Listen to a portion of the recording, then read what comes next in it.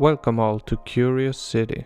Let's take a curious dance together and delve deeper into what opinions are, and why we should try to change them when they're not serving us no good anymore. And I would love for you to subscribe so we can grow this channel together. What is an opinion? It's a view or judgment formed about something, not necessarily based on fact or knowledge.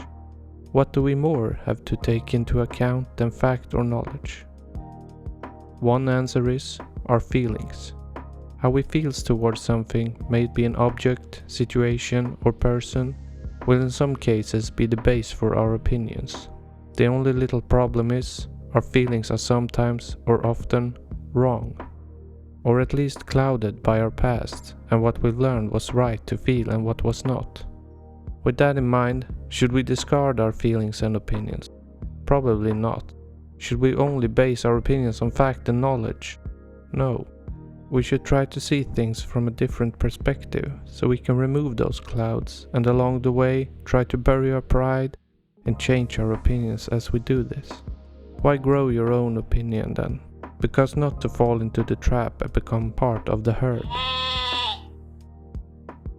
Le Bon, a French polymath in the 19th century, claimed in his book The Crowd, a study of the popular mind, that an individual immersed for some length of time in a crowd soon finds himself, either in consequence of magnetic influence given out by the crowd or from some other cause which we are ignorant, in a special state which much resembles the state of fascination in which the hypnotized individual finds himself in the hands of the hypnotizer. This means that other people will make your decisions and form the way you live your life. An experiment had people walk around randomly in a big room. A few participants were then instructed further on where to go across the room. They found out that the other participants started to follow the few ones who got instructions, even though there were no such thing as the right way to stroll around.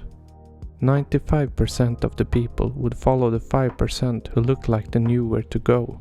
A good example of growing your own opinion comes from the movie Dead Poets Society, where Robin Williams plays a teacher in a boy elite school with old traditions. He teaches the student to read poetry in a new way so they can suck the marrow out of life and become thinkers of their own.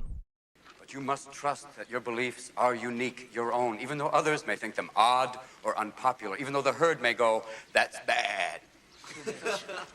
I want you to find your own walk right now, your own way of striding, pacing, any direction, anything you want, whether it's proud, whether it's silly, anything. Gentlemen, the courtyard is yours.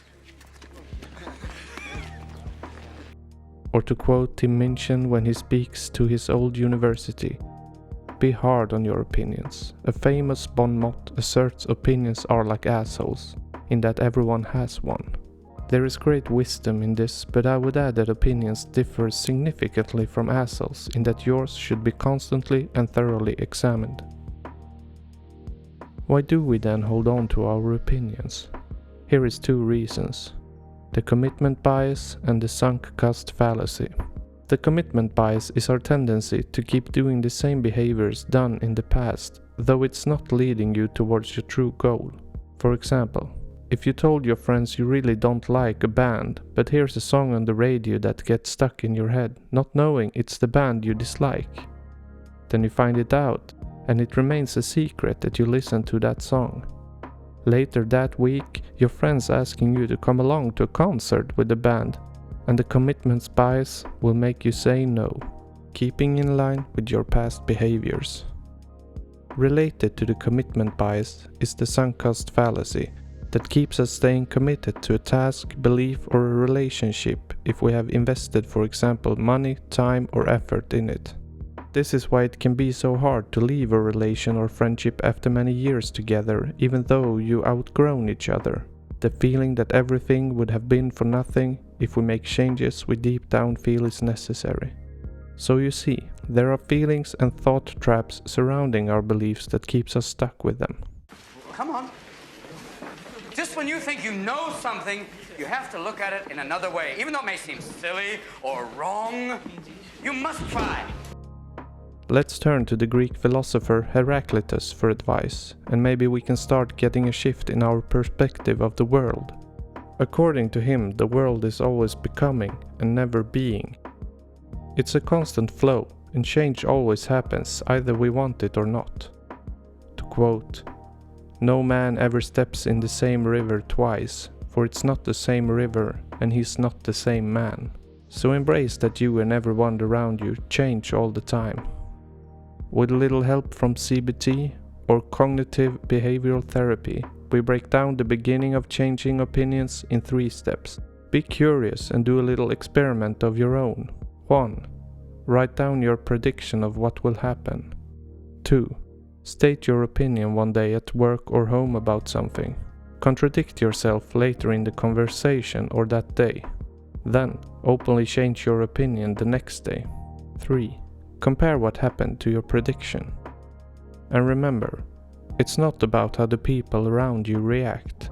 It's about that you did it for your own sake.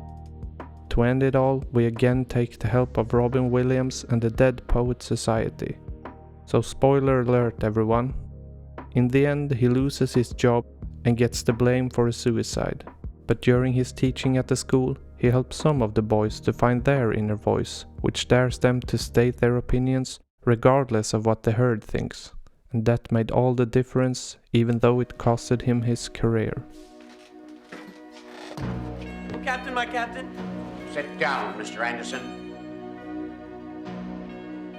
You hear me? Sit down. Thank you all for watching. Please like and subscribe, and drop a comment down below and state your opinion.